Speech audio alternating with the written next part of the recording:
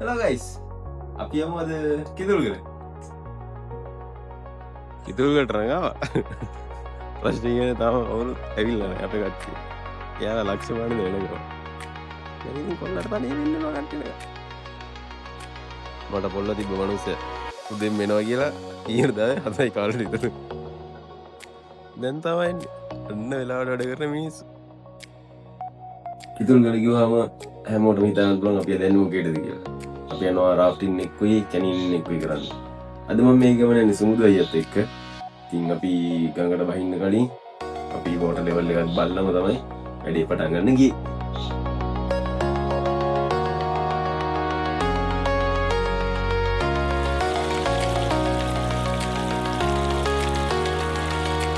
Hello, come on. Hello, hello. Hey. ගණන් ගන්න සතම් hotel level එක බලලා ඊට පස්සේ අපිට එතන කරගන්න තියෙන අනිත් ටිකක් කරගෙන උදේටත් කාලම අපි දෙන්න ගියා රාෆ්ටින් එක පටන් ගන්න දැනට. අපි දෙන්න යනකොටත් අපේ ක්ලයන්ට්ලා ටික ඇවිල්ලා හිටියේ නෑ. ඇත්තටම ක්ලයන්ට්ලා කියන්නේ පෞද්ගලික දෘෂ්ටිය අපිට සෑහෙන උදව් කරපු අපේ අසල්වාසී රටේ පිරිසක් තමයි අපිත් එක්ක මේ ගමන යන්න අද ඇවිල්ලා හිටියේ.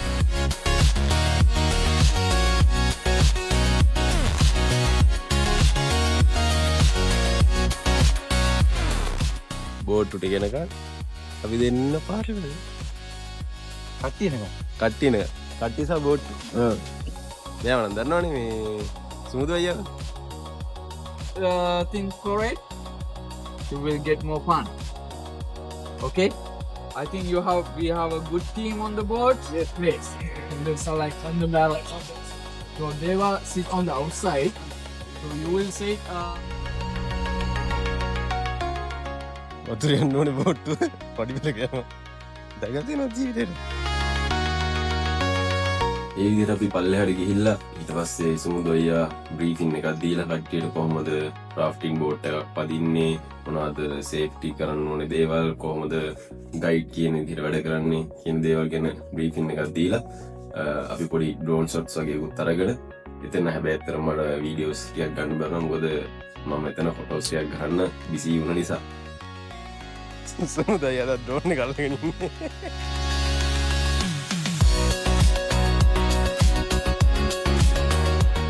ඩ්‍රෝන් එක බීලා වගේ පොඩ්ඩක්.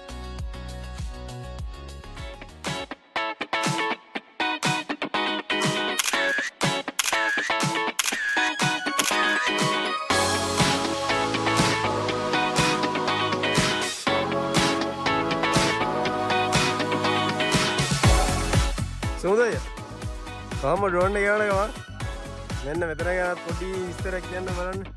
එතන මොකද්ද නම කියන්නේ කිලෝ ෆෝල් කියලා. කිලෝ ෆෝල් කියන්නේ සාමාන්‍යයෙන් ඉස්සර විදියට බැලුවොත් නම් බෝට්ටු රාෆ්ටින් බෝට්ටු ගොඩක් පෙරලෙන ප්ලේස් එකක්. ඒකට හේතුව තමයි ඔය ගල් දෙක මැදින් තමයි බෝට්ටුව දාන්න තියෙන්නේ. ඒ දානකොට ගොඩක් වෙලාවට මේ බෝට්ටුවේ පරතරය වැඩි වුණාම සහ බෝට්ටුවේ බැලන්ස් එක හරියට තිබුණ නැති වුණාම දාන බෝට් වලින් 75ක් විතර පෙරලෙන chance එක තමයි තියෙන්නේ.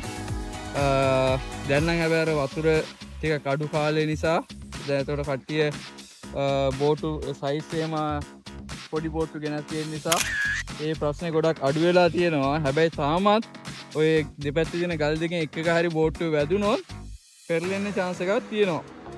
ඒ විදිහට රාෆ්ටින් එක යන ගමන් අපි රාෆ්ටින් එක චුට්ටකට නවත්තලා යා කැනින් ඉන්න එකට.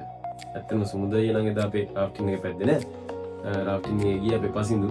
ඉතින් පසින්දුයි මමයි සුමුදු අයියා තුන් දෙනාම ආව ක්ලයන්ට්ලාත් එක්ක ගියා කටාරන් ඔය කැනින් ඉන්න එකට.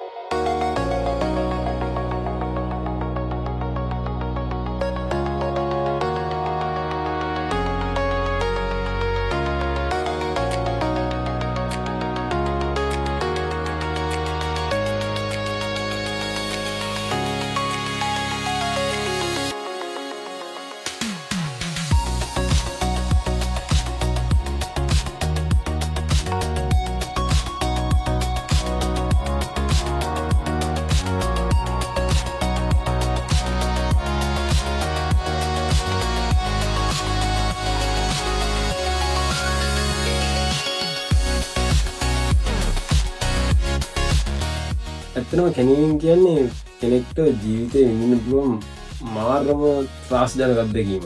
වතුර පාරක් දී උඩින්දලා එක එක ක්‍රියාකාරකම් වලින් පල්ලෙහාට එන එකට තමයි සරලම කැනීන් කියන්නේ. ඒ අතරට ස්ලයිඩින්, ජම්පින්, සමහරවිට ඇබ්සේලින් වගේ දේවල් තියෙන්න පුළුවන්. ඉතින් ඒ විදිහට අපි කැනීන් එකත් ඉවර කරලා ආපහු ගියා ගඟට. මොකද රාෆ්ටින් එකේ ඉතුරු කොටස ගිහිල්ලා ඉවර කරන්න.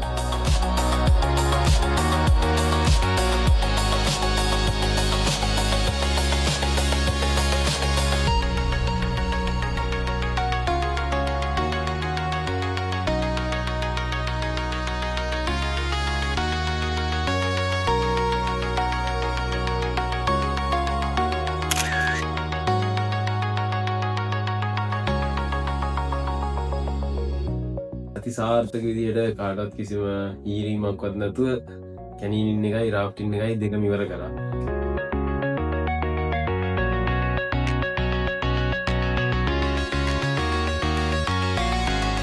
කෑම කන්න අපිට කොල්ල මල් ගත්තා.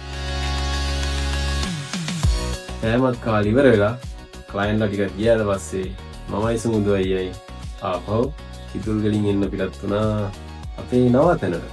ඉතින්නේ වැඩි කර කරලා කොල්ලෝ යන්න ඇස්තින.